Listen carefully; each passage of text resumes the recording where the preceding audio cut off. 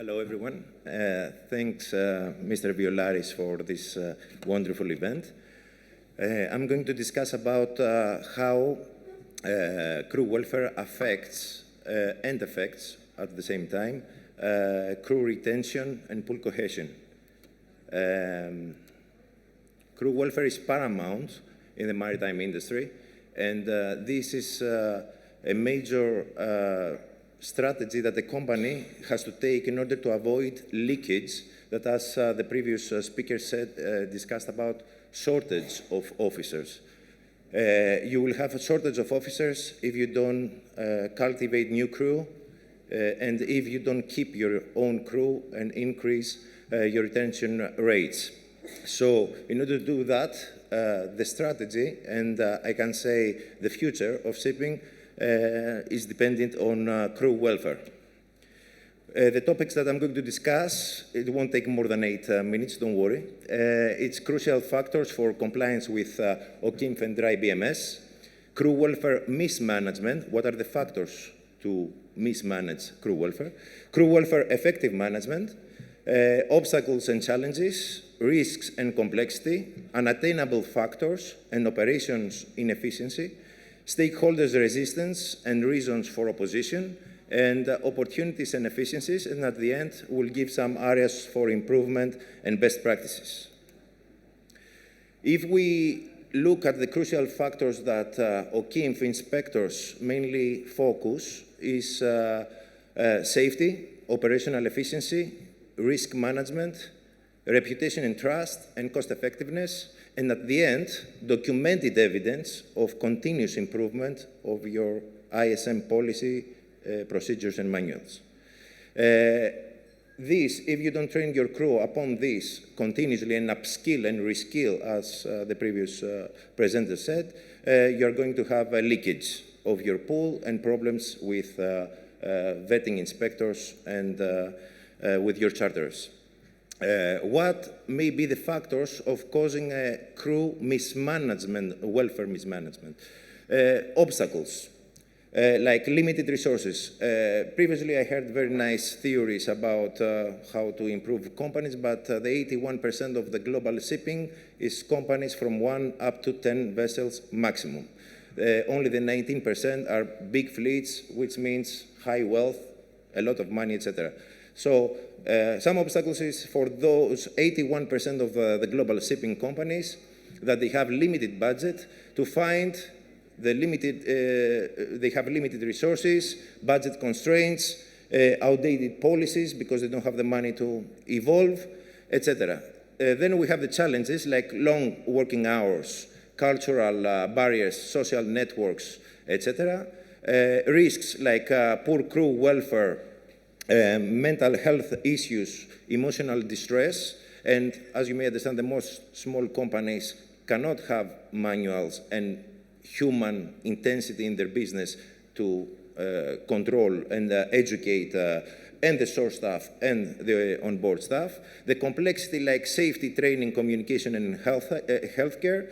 And there are, of course, some unattainable factors like vessel location, environmental conditions, geopolitical tensions that we have lately, wars, and political unrest. Then comes the operational inefficiency like crew turnover, crew morale, training costs, and at the end, all these assist to the bad potential default, like lack of commitment from the top management of the company, welfare negligence, and improper implementation. How a crew welfare effective management could be, what factors we need. Number one is the opportunities we need to give long-term benefits to the crew, to focus and recognize the crew, in order to have crew retention and productivity. Then the attributes, good accommodation, good food like the previous presenter, this assists a lot for the crew welfare and their services, facilities on board, because they need to relax also during their trips and being on board. And then we come to efficiencies like streamlining process, proper communication, not too heavy ISM control documents to be handled by the crew. So don't bring that much bureaucracy on board the ships, because a captain nowadays needs 5 hours only for the electronic bureaucracy on board the ship. So what are we talking about resting hours and crew welfare? This does not exist after this under these circumstances. Attainability, like budget allocation, stakeholder commitment, and stakeholders, we mean those who cooperate with the ship manager, like crew manning agents, ship brokers, ship agents, all together. Efficacies, job satisfaction, safety records, organizational performance, and areas for improvement through crew surveys, debriefing reports which must be digitalized in order to have some statistics, what the crew likes, what they don't like, where are areas for improvement, and at the end, having all this information and under, of course, a digitalization system in your company to fine-tune the pros and the cons. What obstacles and challenges may be? I mentioned previously some big challenges nowadays. We have also the geopolitical tensions and economic turbulence and the wars and what other wars are going to come in, as we see on the news.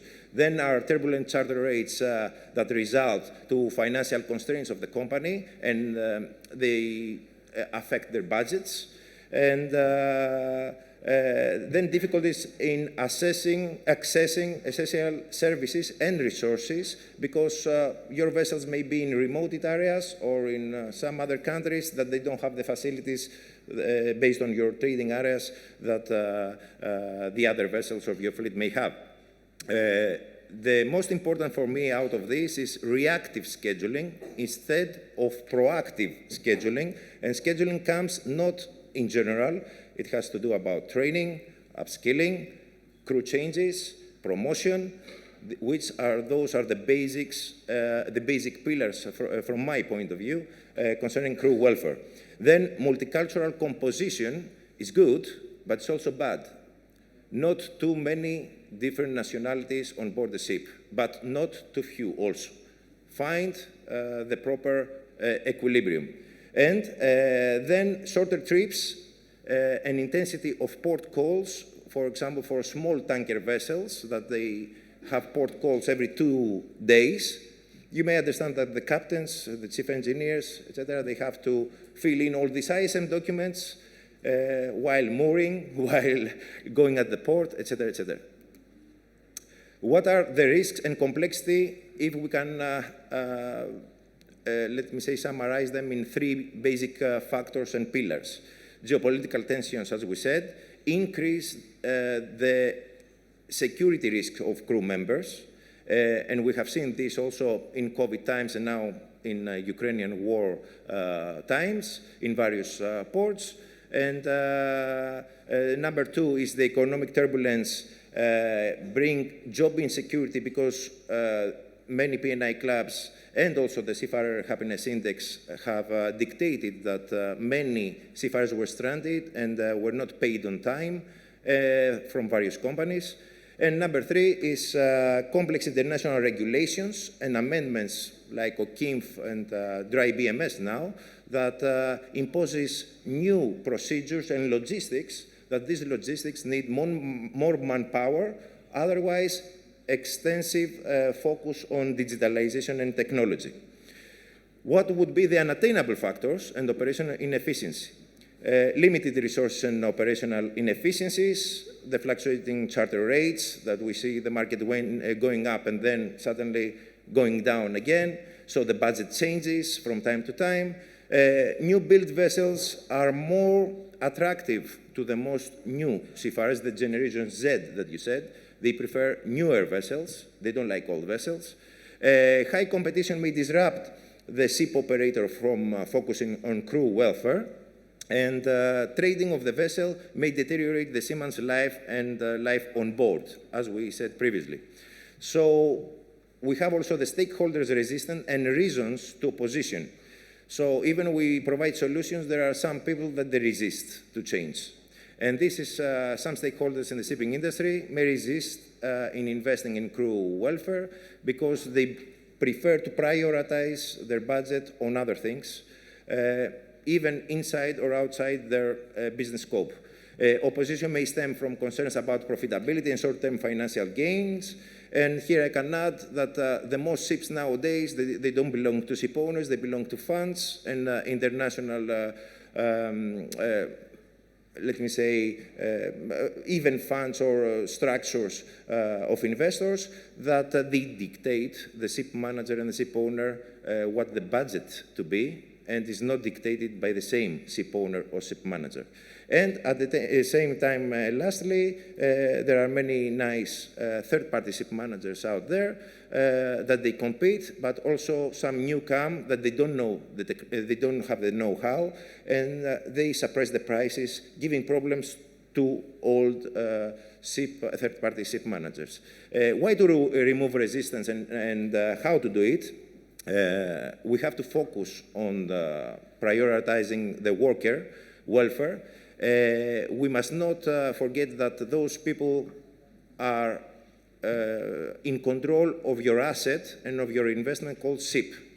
They are not in your office, so they cannot take a rest, they cannot see their families, and they cannot go for a coffee afterwards.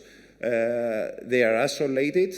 The technology there works in specific areas, and also the conditions, imagine under 10 Bofors or 9 Bofors to sail on a sea. Lastly, the opportunities and efficiencies is to implement comprehensive training programs, mental health support, collaboration, as you mentioned, many of you previously, rethink of restructuring, because many companies have not even thought about restructuring. They are, as I call them, 1990s models, and build on digitalization. And by doing this, then you can identify clearly areas for improvement. And lastly, about the areas of improvement and best practices. In order to do the previous we discussed, you must have to conduct 360 degrees audits and reviews of your company to see your weaknesses, first of all, and the threats, and then build to restructure your company. And by doing this, then you can focus on crew welfare, how to improve the communication and on board the ship and ashore and in between. Sharing best practices and facilitating knowledge exchange among shipping companies. Usually in the past, nobody shared information. Now we have the social media, we can write our own blogs, we can write our own ideas and share our own spectrum and our own vision of how things should be through this social media. It's good to share this knowledge. Some people may say competition is out there and they are looking what's your ideas. Doesn't matter. Let's make this world better, and let's try to use the technological advancements for the benefit. And as we said, technology from my point of view is like a knife. The knife was invented to cut your food, but some people took it and stabbed some others. So the thing is the user, how to use the technology, how to use it properly, and for the benefit of the society, which is called seafarers, ashore personnel, etc. Thank you very much.